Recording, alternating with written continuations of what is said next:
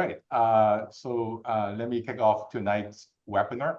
Tonight in Asian time. Of course, Chris is now based in the US at Yale University. So good morning to our friends in North America. So I have the honor to be the moderator for today's very exciting talk titled Geoeconomics. Let me briefly introduce the speaker, Christopher Clayton, who is now Assistant Professor of Finance at Yale School of Management. He got his PhD from Harvard in 2020. He is an expert in international economics, finance, and macroeconomics. I was browsing his CV. He had 6 publications, or actually 7 publications in 2025, with topics ranging from optimal illiquidity to obviously today's topic, many things related to geoeconomics. Obviously, this is a hot topic, with the ongoing trade war between the US and China, and now obviously between the US and many countries. Industrial policy is back.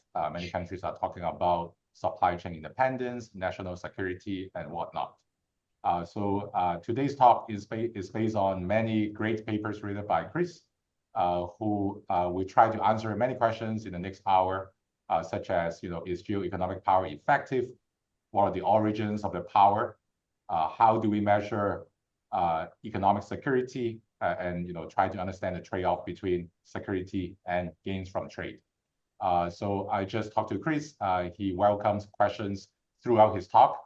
So try to make this talk as interactive as possible. We will leave around 5 to 10 minutes towards the end for Q&A. But please just shout out whenever you have questions. There's no need to raise your hand. I turn to you now, Chris.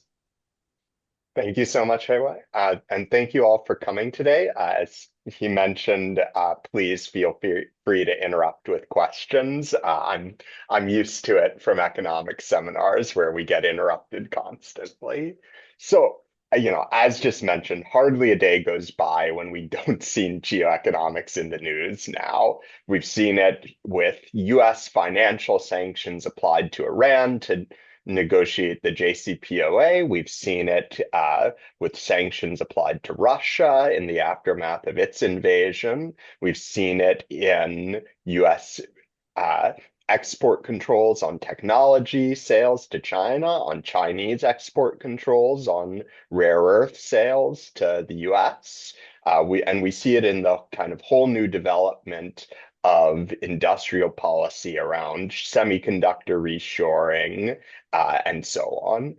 And so what is geoeconomics? Well, at a broad level, it is looking at how hegemonic countries like the US and now also China are using their country's economic strength from their trade and financial relationships to pursue geopolitical and economic goals. So what I want to talk about today is a set of fundamental questions on geoeconomics, as well as a little bit of its intellectual kind of history and where the modern economics toolkit is coming in order to address these questions, which is going to be a lot of where my work is going to come in. And so the types of questions we want to think about as I talk today is, what makes geoeconomic power effective and where does it originate from? We want to think about, well, are power relations a zero-sum game globally? Are they negative sum, like do we all lose from it? Or are there kind of some externality or other friction that power relations can actually overcome and create positive sum gains? We want to think about, well, there's a lot of discussion about sectors being strategic, like semiconductors get labeled strategic. Now it seems like almost every industry gets labeled strategic. And so we want to use economic theory and tools as a lens into what makes a sector strategic, or in other words, what constitutes a national security interest for a country. On the flip side, there's a lot of countries being targeted by both the US and China for geoeconomic pressure. We want to think about how these countries can insulate themselves from unwanted hegemonic influence, in particular, how to balance the continued benefits from gains from trade against benefits that come with greater economic security. And of course, in the backdrop of all this, we'll start with some theory, but the theory is going to be useful because it's going to help to inform measurement, where we can actually start thinking about both what actual sources and geography of power are in the world, as well as how private and government entities are responding to these power relations. And this, talk today is really going to be building on a lot of work that me and my co-authors, Matteo Maggiore and Jesse Schrager, have done. So we've got the list here, as well as a broader reading list of some of the great intellectual history that others in the field are also working on. So to start us off, there is actually a rich intellectual history, particularly in political science, thinking about the concept of power. It's really kind of a shame in economics we've, to by and large, reduced the notion of power to mean things like market power, like the ability of a firm to sell a product of its at a markup, or the ability of a country to manipulate its terms of trade. But when we think of power, like a country like the US being powerful, we don't usually think about that as just corresponding to the US's ability to manipulate the prices of its imports and exports. We think about something much broader about its ability to affect international activities, both political and economic. This is where we can start drawing on some kind of interesting concepts of power that have been developed in political science. Kind of the most basic fundamental expression of this being from Dahl, the idea that A has power over B to the extent that he can get B to do something that B would not otherwise do. It's a very intuitive notion. It's about the ability to influence someone else's activities, and is a manifestation of a concept that gets called relational power. That is the ability of an actor to influence another actor to take an action they wouldn't otherwise have taken. It's not the only concept of power. It's a kind of power, it's to that notion of one actor influencing another.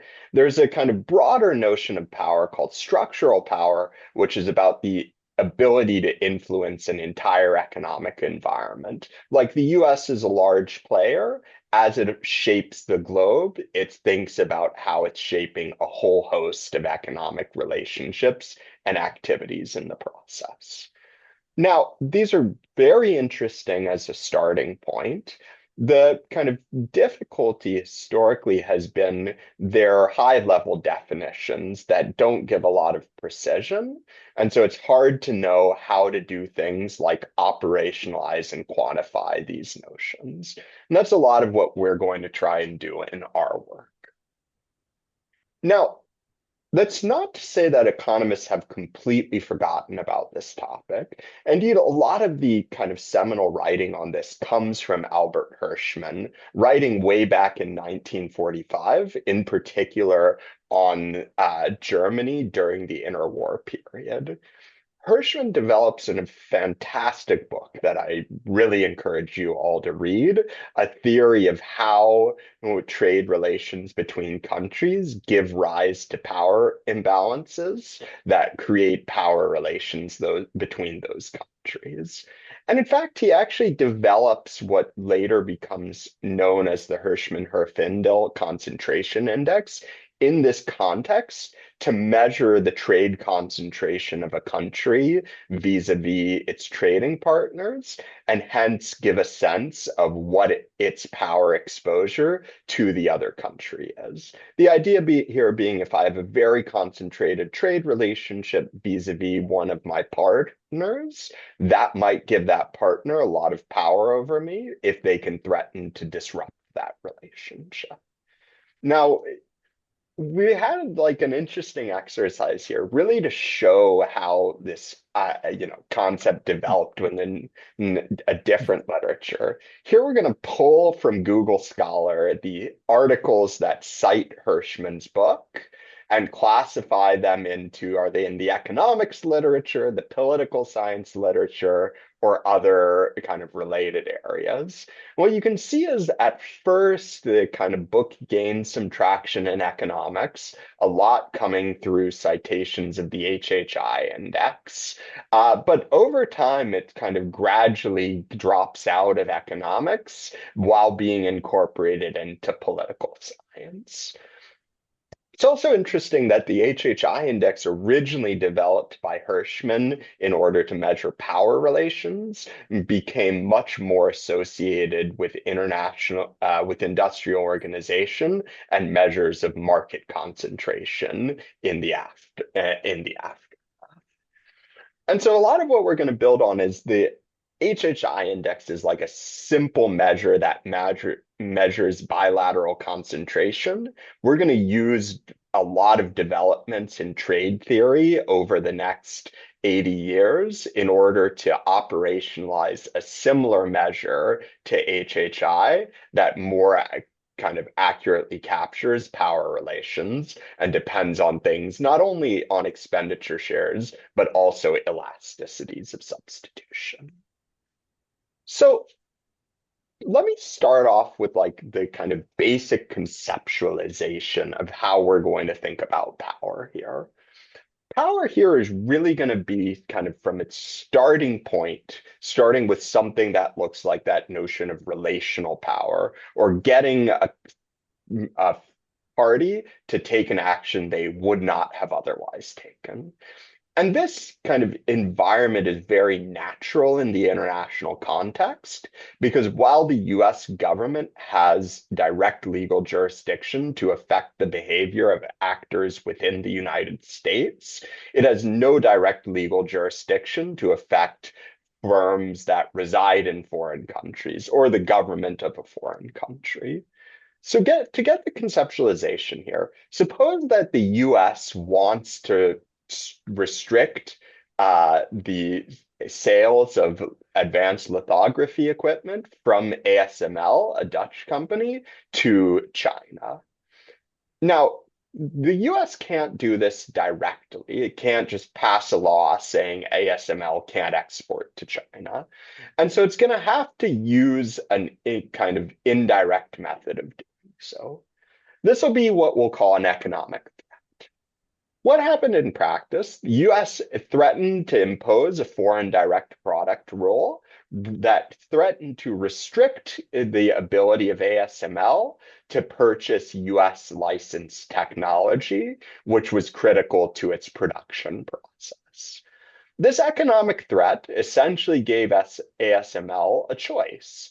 It could continue sales to China and lose access to US technology that was critical to its production process, or it could look for an alternate buyer of its lithography equipment. Of course, what's critical here is this is a voluntary compliance problem.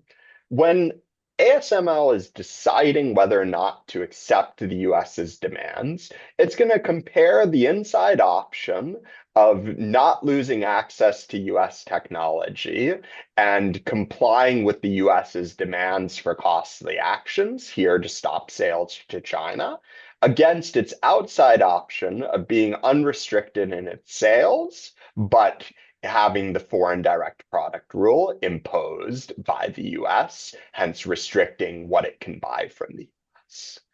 This gives rise to what we'll call a participation constraint of ASML, which is going to be at the heart of geoeconomics for our problem.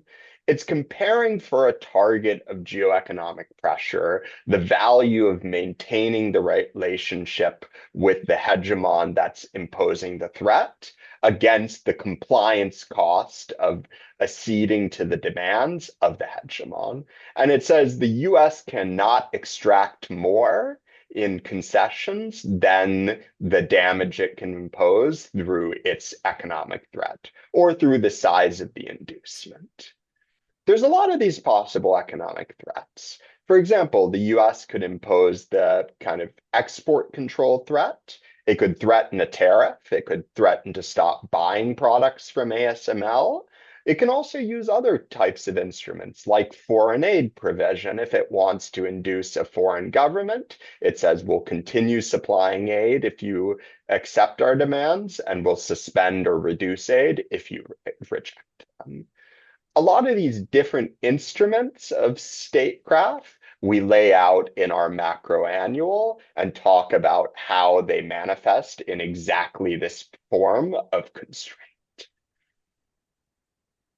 This also is nice because it starts to give us concrete notions of power. First, we'll get a notion that we'll call micropower, which is very close to the kind of political science notion of relational power, which is what is the maximum slack that the hegemon can generate in that participation constraint? Or in other words, how much can it lever through its costly threat in order to extract concessions? This is essentially measuring the value to the target of maintaining its relationship with the hegemon, like the US.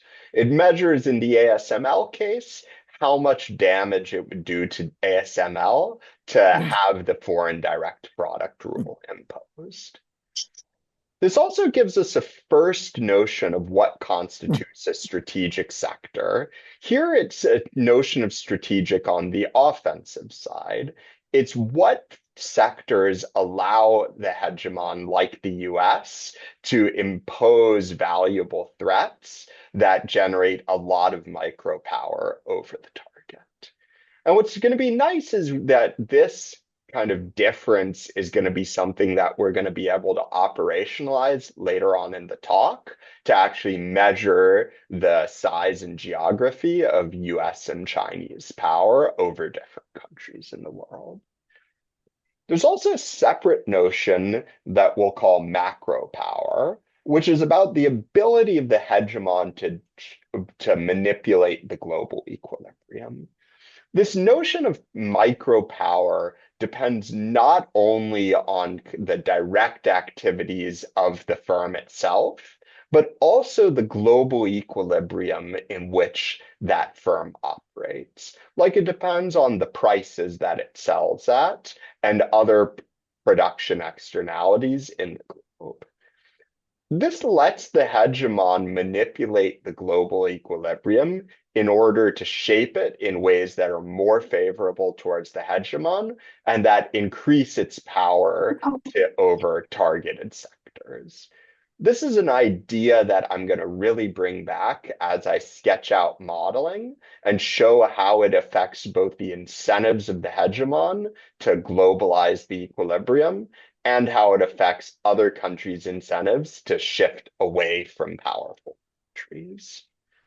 Okay, so what I'm going to do for about the next 30 minutes is I will start by showing you just kind of a sketch of how we model geoeconomics more formally, and then also spend time talking about how we quantify and measure both power and how firms around the world are reacting to geoeconomic policies. So, Chris, since Please. you like questions, let me ask one. Please. Because you define a hegemon based on the country's ability to influence prices and quantities and exercise their power to punish essentially the targets. And this concept can be sector specific, right? So let me be a bit more specific here. China is a hegemon, let's say in the rare earth industry. US is a hegemon in the semiconductor industry or in the upstream of the semiconductor industry. So, in theory, there can be multiple hegemons depending on which sectors you are talking about. So how are you going to deal with the possibility that there are multiple hegemons and that, the definition of hegemon will evolve over time across sectors? Fantastic question. So in the modeling I'm going to show you today, we're going to take a world of a single hegemon and think about their strategic incentives. Our ongoing work is, which I'm not going to have time to talk about today, is going to feature two hegemons that are competing with each other. And they are going to sell goods that are potentially differentiated from each other. And so a lot of what that paper is and that ongoing work is going to be thinking about is precisely how does the differentiation of their products affect their interactions with each other in the world. Essentially, I can touch a little bit on this as I go along. It's an interesting difference because we do actually see, as I'll show in our power measures later, a good bit of differentiation between where the US and China get their power from. So I'll try to touch on that a little towards the end of the talk. Great, thank you.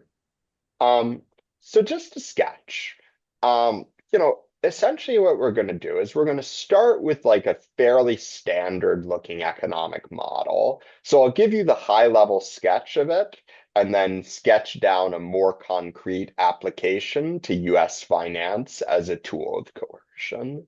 So we'll think about a global economy here where you've got a set of countries operating in a global production network where there's productive sectors and factors around the world. So think of sectors as being things like American oil production and Saudi oil production. Those are two different sectors located in different countries.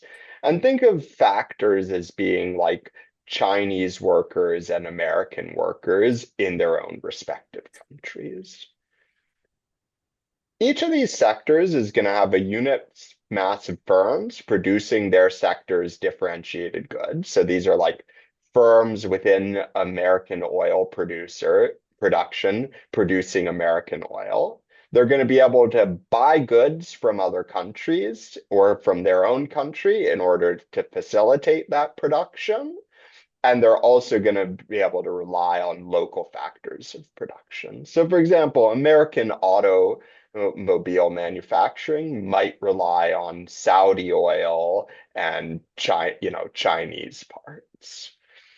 They're going to produce with a production function where we're going to allow this production function to depend on a vector of aggregate quantities.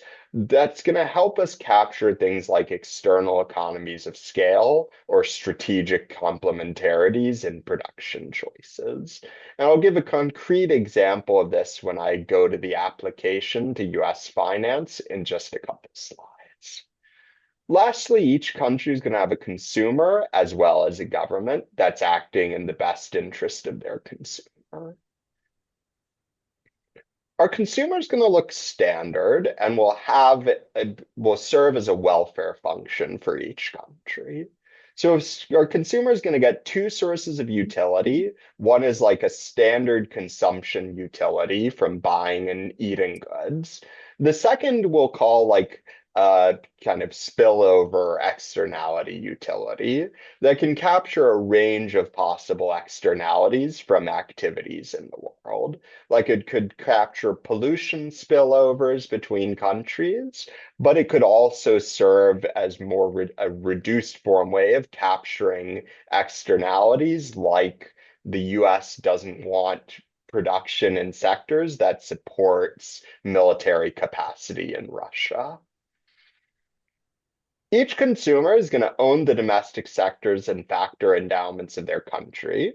So they're going to consume out of their wealth, which is the profits of their country's firms, plus the factor payments, so like wages to workers.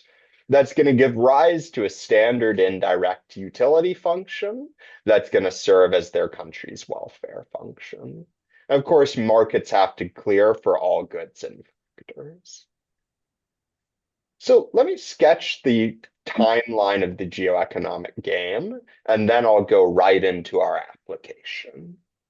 So we're going to have a staggered timing assumption here that's going to let us capture the dynamics of both how the hegemon pursues pressure and how other firms react to that in anticipation of that pressure through things like industrial policies. So let me work through this timeline in reverse, which is how I'm going to go about solving the model. So after all governments have moved, in the end, you're going to get a kind of usual general equilibrium where producers produce, consumers consume, prices are determined. The first key part of the geoeconomic game comes in the middle, which is where our hegemonic country, think of it as maybe the US, is going to pursue economic coercion. In particular, just like the ASML example we started with, what the hegemon is going to do is try and get foreign entities in the rest of the world to change their activities or to take costly actions, where we're going to allow those costly actions to either take the form of telling those entities to change their economic activities, which we're going to represent as the hegemon asking them to put macroprudential style wedges in their decision problem, or make transfer payments, which you could interpret either as like monetary payments or as in-kind political payments, like lobbying a government for a policy change. Now, just like in the ASML example, the hegemon has no direct legal jurisdiction on entities outside of its borders, and so it's going to have to use a threat here in order to induce compliance. And here we're going to assume the threat is an export control or sanction. If the target doesn't comply, they lose access to the goods that the hegemon sells. And at this stage, all these rest of world entities are going to just decide whether to accept or reject the offer from the hegemon, which is going to give rise to that participation constraint. So then fold back to the beginning. The beginning is how we're going to capture anticipatory trade and industrial policies that countries implement, expecting hegemonic coercion. It's how they try and shape up their economies in order to withstand unwanted influence. In particular, we're going to let all countries in the world also put revenue neutral wedges into the decision problems of their own firms. For example, if a country puts a positive wedge on buying an input from the hegemon, that's like putting in a tariff on purchases from the hegemon. Or if you put in a negative wedge on buying from a home alternative provider, that's like an industrial policy encouraging purchases at home. Now, let me focus here on our application. Our application, I'm going to describe mainly at a high level and suppress a lot of the technical details. So our application is going to have the US as our hegemon, selling financial services to the rest of the world.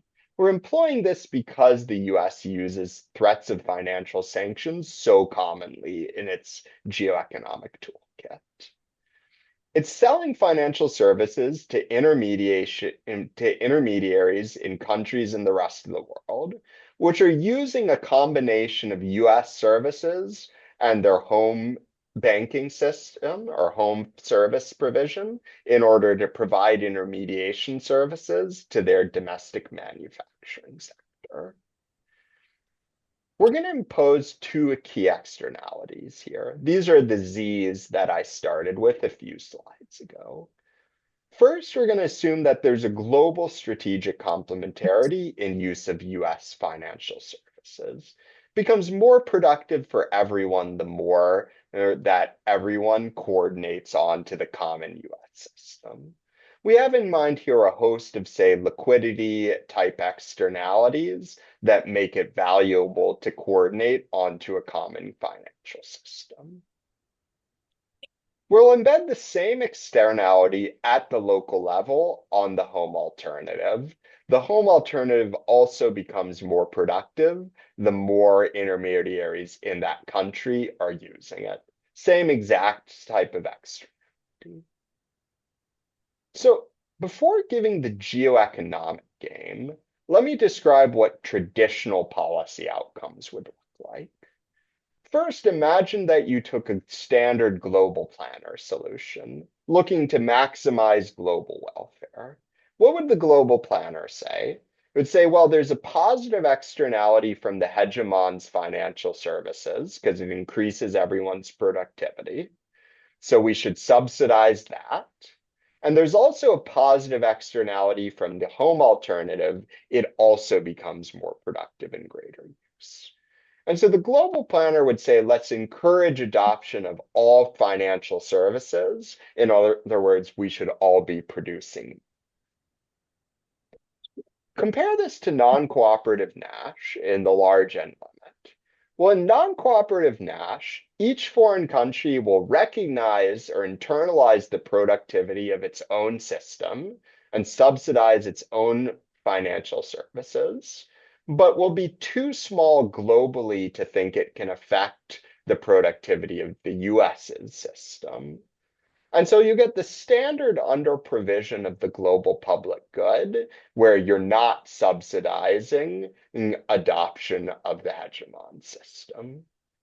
So you'll get an increase in financial service usage, but not as much as you should in the efficient global equilibrium. So what happens when we introduce the hegemon and the coercion anti-coercion dynamic? Well, first think about the hegemon's incentives here.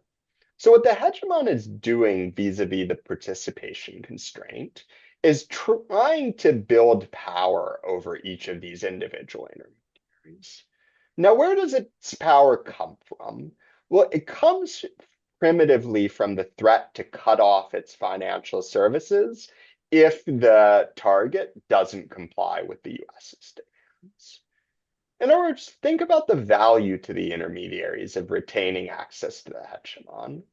They'll produce selling their intermediation services at a constant marginal return, the value of intermediation service to the manufacturing firm, and it'll produce with an upward sloping marginal cost curve.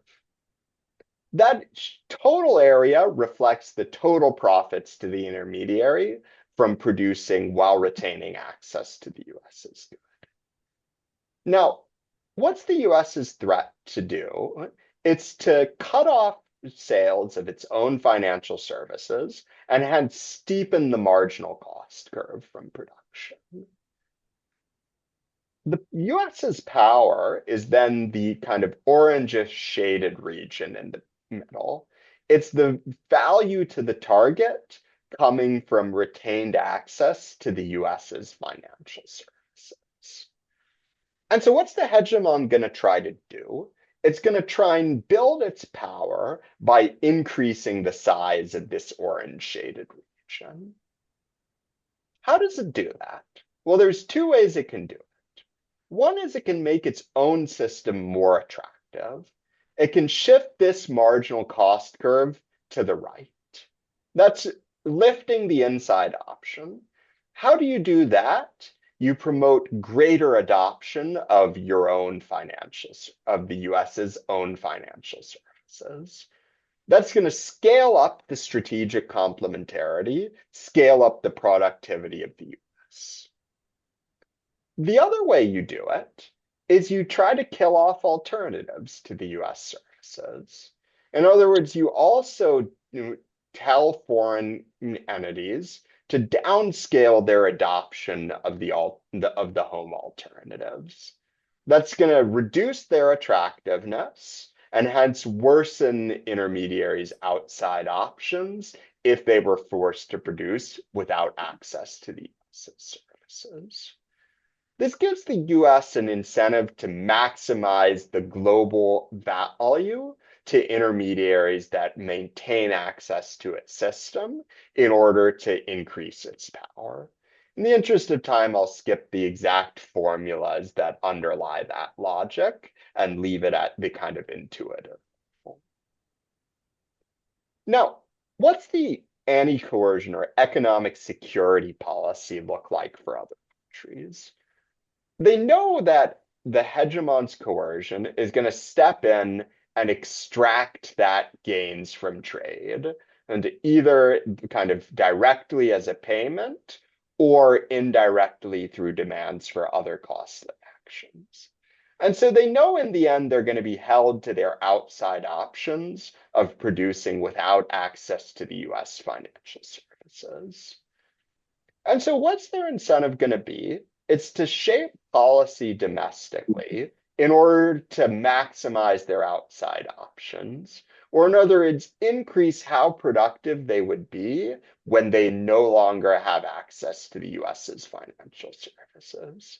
This is like creating a strong home alternative through a combination of tariffs on purchasing from the US and industrial policies subsidizing their own domestic industry.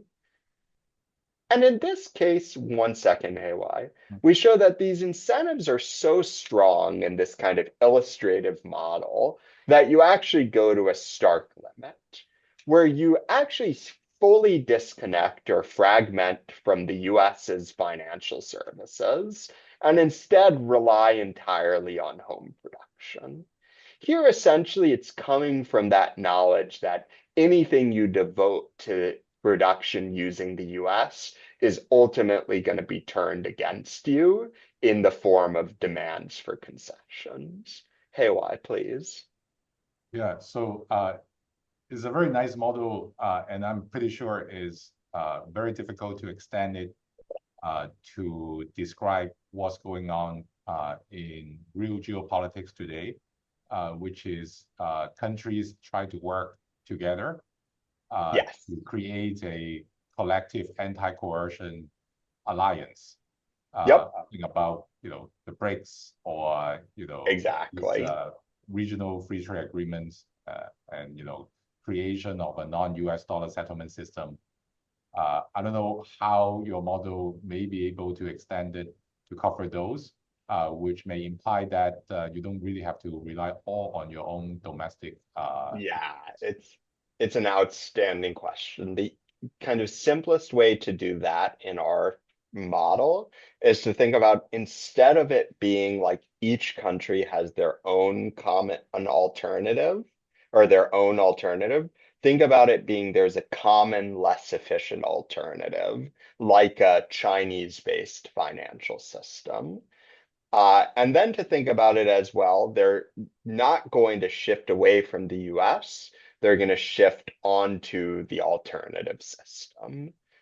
Now, that's an interesting problem because that alternative system also has a strategic complementarity across countries. And so if you thought like very analogous to the Nash case, doing uncoordinated anti-coercion policy is going to result in too little coordination onto the common alternative. Because each country won't think about the fact that as it coordinates more onto the alternative, it's bolstering the bargaining power of every other country that's relying on that alternative. And so it's going to give exactly that role for coordinated security policies, where we all want to bolster our use of the alternative so that we collectively strengthen our ability to withstand influence from here at the US. So it's a great question. We can easily, that's an easy point to make in the context of an exogenous coalition. I think one of the really interesting places this literature is going to go next is thinking about endogenous coalition formation and who actually gets together to coordinate policy. And it kind of segues into like some of the key lessons that we can learn from theory here.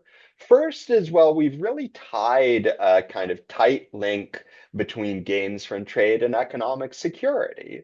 Because here it's exactly the gains from trade of these other countries vis-a-vis the US that are giving the US power for them. And thereby, it's the mechanisms that are giving rise to gains from trade, like here returns to scale and specialization, that are giving rise to hegemonic power, because it's making it harder to substitute away towards alternatives. This also gives a kind of unwinding of the specialization effect, where countries actually want to specialize less and become kind of more general producers in order to reduce their dependency on great power countries. And this leads to some unwinding of globalization as a result. Can also show that, well, when these kind of benefits from globalization are coming from things like complementarities, that actually creates a doom loop of fragmentation, where one country fragmenting undermines the attractiveness of global systems and specialization and induces other countries to fragment as well. Lastly, tying in a bit to that kind of point on coordination, here we actually have a different conceptualization of coordination coming through international organizations. At the heart of this is a commitment problem. The US or the hegemon is taking too much out of these foreign countries, given the structure of trade relations. And so, what there's value to doing is setting up global rules of the game to constrain the hegemon's own coercive behavior. It's a way of promising countries in the rest of the world remain within our trading network, will benefit from those economic gains, and we won't leverage too much them against you to extract concessions. So for the last maybe 10 minutes, let me talk a bit about this, a nice set of theory, how we actually operationalize this towards measurement. So let me start with the first form of measurement, looking at how to quantify power. So what's great is we know from a lot of development and trade that we can quantify gains from trade through simple ACR style formulas that relate to elasticities of substitution and expenditure shares. Now, in our world, the threat being imposed that's giving rise to our notion of micropower is not being kicked to full autarky. Instead, it's being kicked to partial autarky, where you lose access to the US and its allied coalition, but you retain access to purchases from the rest of the world. And so, not too surprisingly, we get a very ACR-like formula that measures how much damage the US can do with its economic threat. And it comes down to exactly those same elasticities of substitutions and expenditure shares. The idea of it being the US cuts off provision of its own goods and the goods of the allied coalition it can coordinate. Targets try and substitute towards other providers of those goods.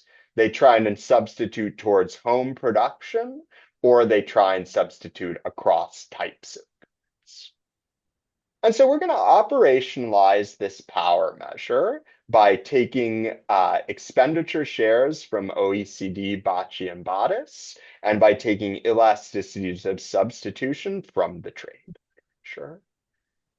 First thing we'll emphasize, power's actually got a strong nonlinear component to it. Think of that innermost point of the US cuts off sales of, say, its financial services. How expensive does it become for a country to look for alternative foreign suppliers of financial services? That inflation and cost depends on two key statistics. First is what's the US's control of the expenditure share of that country on foreign financial services.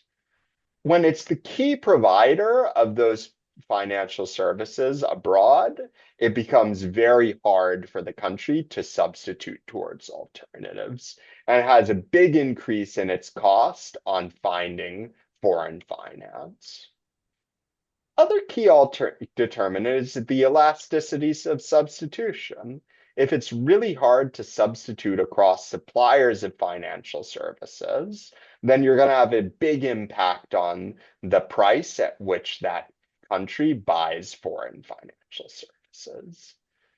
And so what we kind of think of as a choke point is really industries where you're exposed to a very concentrated foreign relationship, and it's very hard for you to substitute towards alternative suppliers of that.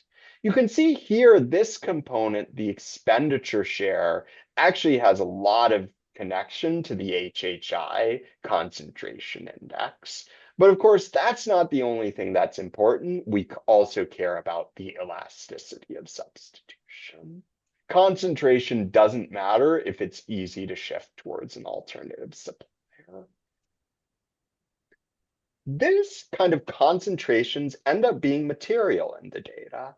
In particular, they're very important because if you think about the control of finance by a US allied coalition, including like Europe, Japan, and a few others, their control of the foreign financial services expenditures of a lot of countries exceeds 80%. That means you're going to have a big price impact when you sever access to the US allied provision of financial services. In contrast, expenditure shares for China are much more concentrated in goods and services. And so this suggests like a basic difference in where the US and China get power from. The US is going to rely a lot on financial services, whereas China is going to rely a lot on broader goods and services like rare earths. And indeed, we see that when we implement the power measure, the US coalition's power for a lot of countries is actually coming as much from finance as from all other goods and services combined. In contrast with like the interesting exception of Singapore, the Chinese coalition's power is almost all coming from threats to sever access to its goods and services. So this is also interesting. We're getting like a notion of the geography and types of power. And here you can see that product differentiation that we started with that Heiwai asked about a while ago, coming through from how these different hegemons can influence activities. It's also got like an interesting concept back to that nonlinearity. The nonlinearity means that relatively small diversions in expenditure shares actually materially shift power relations. When you're in that choke point region, small reductions in expenditure shares have big shifts on the amount of power the hegemon has over you. This draws a real difference between what we would think of as the macro impact of, say, a BRICS coalition that provided a small alternative to the US versus the power impact. If BRICS as a coalition supplanted 10% of the expenditure share of its members' countries away from US financial services, that might have a very small impact on the aggregate macroeconomy, but would have a large impact on how much power the US had over members of that coalition. So let me in the last few minutes talk a little bit about some cool new stuff we're doing to actually measure how firms are reacting to geoeconomic pressure, which is an important lens into the impact of these policies. So what we're going to do is we're going to leverage an access to a broad set of data from earnings calls and analyst reports to document how firms are being affected by these policies. And what's really cool about this is, well, firms are using very explicit causal language, like I am undertaking this change in response to this policy from the US. And so you get a nice causal interpretation that you often don't get with hard data. We're going to feed these through a locally run LLM, so we get reproducibility, and ask a series of prompts asking how these firms are responding to export controls, sanctions, and tariffs, asking a host of different responses like, how are you adjusting investment? How are you adjusting your sales price? Are you rerouting your supply chains? And so we can start going back to that example of ASML. You can actually look at ASML in this context, and you can see, for example, it'll identify the countries imposing as US and Netherlands. You can identify the tools being used as lithography equipment. It reports a negative impact, and the mechanism of that is through lower sales to China. Okay, so let me give a few aggregate trends as well as a couple looks into how these policies are affecting economic activities. First, geography and trends in export controls over time. You can see they're not that common, but in modern times, a lot of it is accounted for first in the takeoff in export controls imposed by the US on China. This is a lot of the pioneering of technology-based export controls restricting sales to China. But then you also see the takeoff in Chinese export controls imposed towards the US in recent years, targeting goods like rare earths. You can go in and look at how these export controls are affecting firms. First, as you see mixtures of policies, you see by and large in both the US or in both this country imposing the control and the country affected by the control, firms being negatively affected. You do see some positively affected firms. These are largely coming from competitor firms, less affected by the export control, who are benefiting from the fact that their competitors are becoming less competitive. You can also see margins of adjustment. You can see, particularly in the countries that are affected by the export control, investment both broadly and domestically, as well as investments in R&D, as these firms try and navigate around the export control and adapt to it. You can do the same thing out for sanctions. You can trace it out. You can see spikes around JCPOA, around the UK and the Ukraine invasions, as well as around policies on Iran and China.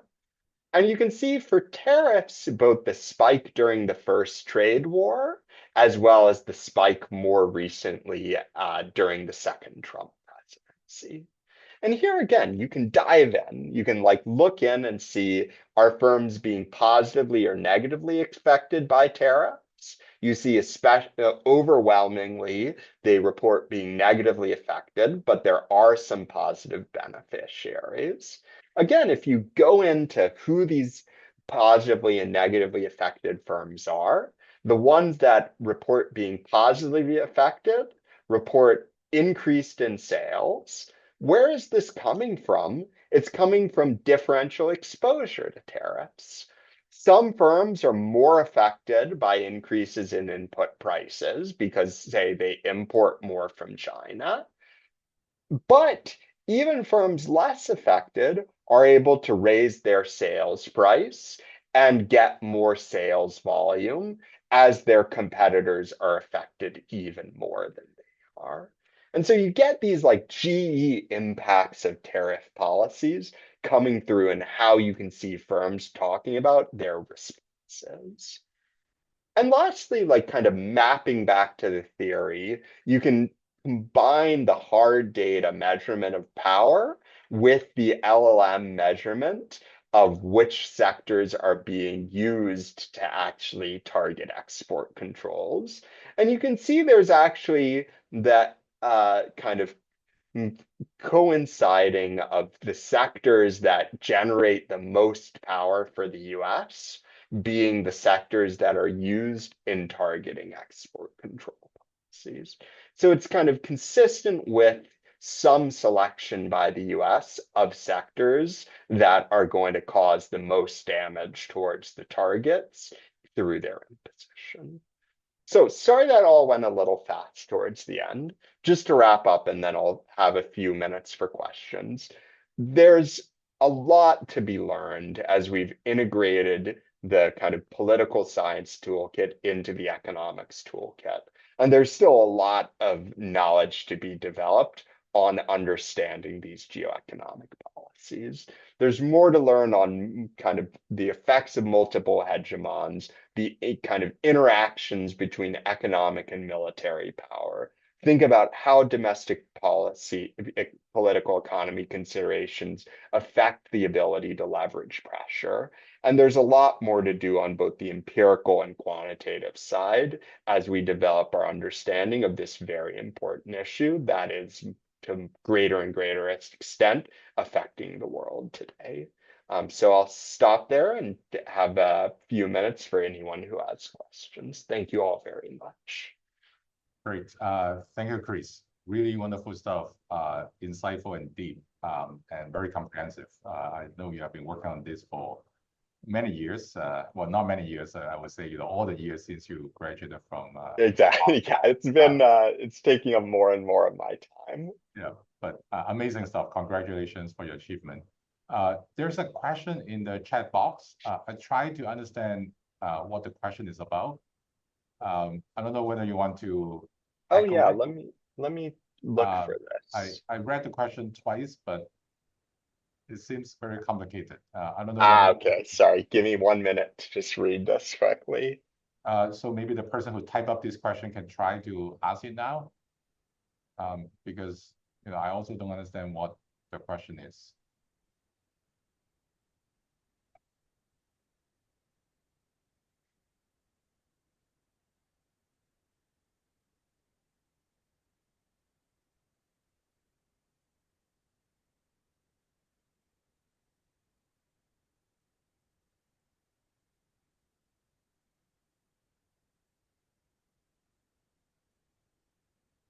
So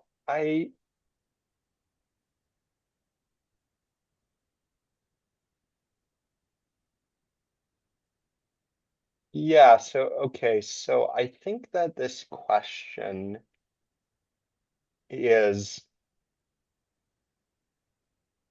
about, yeah, okay, so I think this question is about a kind of at a broad level how you think about how you interact with your competitor and what the room for cooperation is in these policies.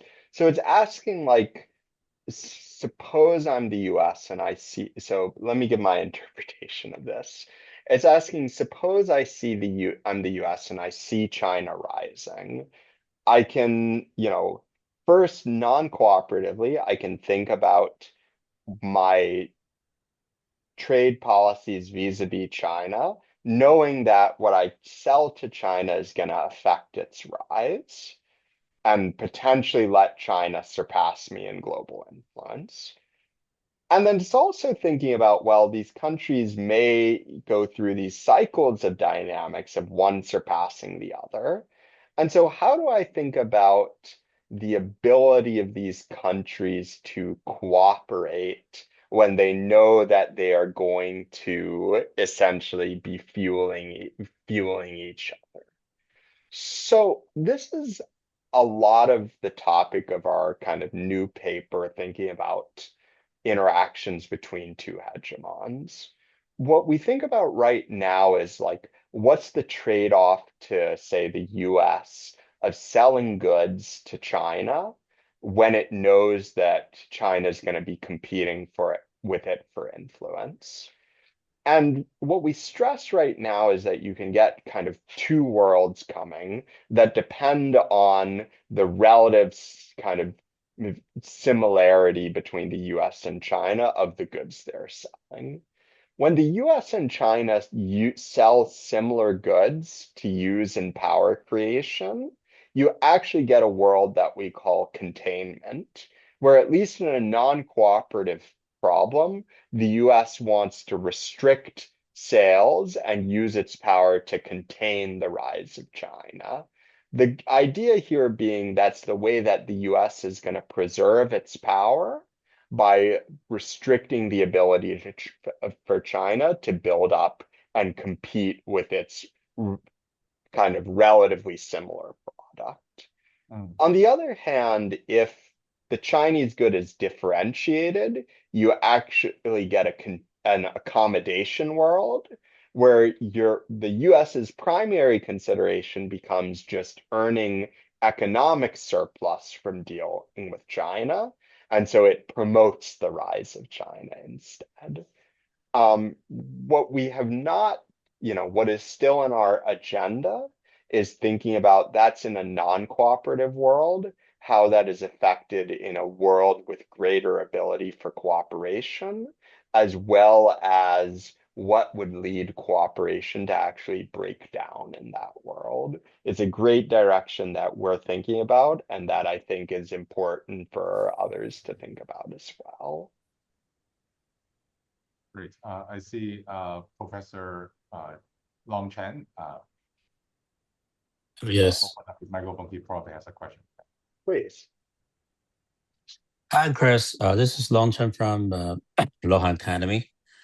So thank you very much for the very interesting perspective. So I think, let me first describe a bit of what I've learned, and have a little bit suggestion.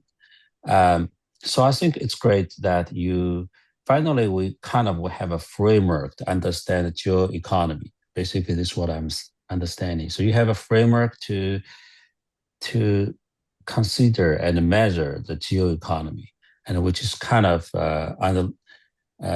it's not quite what it was, not quite there at all in the traditional economic framework. So I think it's great to see, and it also fits the reality quite well. So it's very timely. I really get this. Now, I think following what you said, that there's a lot to be learned. So I think it's crucial to define questions. So what you use this to answer what question? I think that's key. That will define its contribution. Otherwise, right now it's a little bit, okay, this is good, but it seems I know this. So what's new? It's obvious, stuff like that. But so my take is that there's a list of questions where while I was listening to you, I was starting to think about what are the questions that are probably meaningful. And each of them, I think, is a lot of literature. But for example, let's define foreign trade or globalization if in the geopolitical economy framework. So what are the most important features? And historically, it's been emphasized in many ways by, like the classic economics, then to Krugman or other stuff. But now what are the most defining features of this? Why it's meaningful? But I think the reason why this question is important is because people are still very angry or do not understand. And they would think that some president lose minds, is crazy or stuff like that. But maybe this is rational. And it's rational, at least fits the mega or stuff like that. So that fits your hegemon, and then other countries have to respond. So I think to define the most important features of the globalization, define it in this age, probably is a very good question to answer. Maybe it's implied this or that, but actually, because most of the peoples will understand in that angle. To let them to face it, find to understand its rationality. Another question under the framework is the choice of the countries. Of course, US has its own choices, mega and the stuff. Then other countries can also have to respond to this. And maybe there's other hegemons. And what are the strategically important choice, the rationale for each different type of countries? What should they do? I think that's meaningful, given the strategy point of view. Another the type of question is the choice of the companies and individuals. And like in China, we actually, a lot of companies, entrepreneurs ask us, what should we do? This is very chaotic. What should we think about in this political economy framework? What are the optimal choices for the companies, large companies, small companies, or even individuals? Right? Should they hold the cryptos or gold or something else? There's a lot of the implications for options, for countries, for entities, for individuals to put their resources. There's another question. My sixth question is what's the value of the global institutions? What's the future? Like WTO or others, United Nations stuff. Like what exactly? My understanding of this is that for the United States, it fits this hegemon's interest to be the global leader before, but now it doesn't anymore because it's not the leading manufacturing countries. But then in this, what's the purpose, the value of the institutions? And finally, the question is, how should we predict the future? Kind of, I wouldn't say it's an equilibrium. I'm not sure there's an equilibrium, but really, what would this evolve look like in the future? If we think you have a framework means to be somehow some kind of equilibrium. And so in that, how will the global geoeconomy will evolve, let's say within 5 years, Trump or not? And what's the most important rules and what's the players and each from the countries and entities, individuals in this. So I think there's a lot of mainstream questions. You mentioned a bit, some of them in the beginning to motivate, but I think these are very important questions. Once you answer those questions, the power of your framework will show much more, but I really appreciate it. No, and I'll just take a minute to respond because I think we're running short on time. I totally agree. I mean, so let me work backwards a little bit. On the international organizations, that's something I only glossed over today, but that's where we see the commitment value really coming in as central. Our story is essentially a hegemon like the US wants to structure international organizations that set rules of the game because it gives because it gives even countries the commitment from the US to limit its own coercive behavior. And that lets them know they can maintain economic relationships with the US, maintain that globalized system without at least too much leverage being brought in against them. That's very much kind of one of the central insights we think of our paper on economic security policies. In terms of where this, I think a lot of the rest of your questions are about where this literature is heading. Broadly speaking, I think we are not quite yet at the point where we can do forecasts of what's going to happen over the next 5, 10, 50 years. I think a lot of that, though, is essentially being informed by how the economy and technology is going to develop over the next few years. What we're doing right now is developing theories of, say, how do countries selectively respond to the US? Or right now, in our multiple hegemons paper is how does the US implement policy knowing that it's going to affect China in terms of how it rises? The key things you need to know about that are things like what are the properties of the goods that China is going to be selling? Where is it going to be selling them geographically? And how is China going to be using those goods in its own influence strategy? What we're doing right now is developing theories of how the US exerts its influence given that backdrop. And then I think the next part to actually take that to a prediction problem is then to predict more about how both the US and China are going to develop themselves technologically over the next few years. That's a much harder problem that I think is going to take us a longer time to address. So sorry, I think that was a relatively concise answer to a lot of, I think, very important questions. My kind of central response is that these are, broadly speaking, issues that we are integrating into our ongoing thought process and work, and is why I think there's so much still to be done. Right. Okay.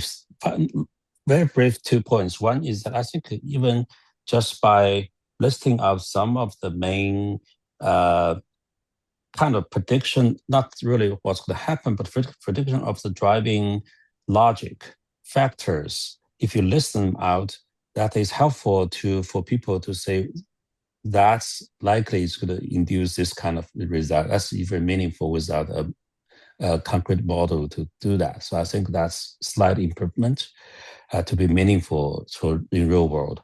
And finally, a little fact. I think you can cite there's an article in the recent Economist, the journal. It actually cited that the rise of the RMB.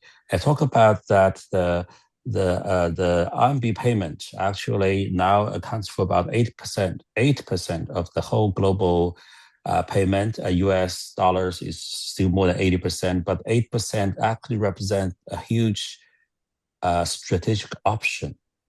And so that is meaning it's much bigger than that 8% means. So I think you can quote that number, or if maybe you already know that. Yeah. No, that's great. Thank you. That's actually really good to know. I'm gonna look that up. I know it's been rising. I didn't know that particular number.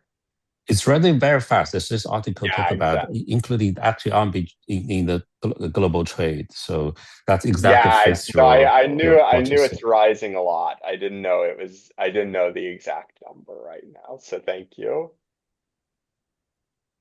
Great. Should we end here? Everyone, if there's no more question, I guess Chris also has to start his day in the US. Once again, thank you very much, Chris. Wonderful work. Is sort of the beginning of your career, and you have the whole career to develop this geoeconomic framework further and create your own legacy.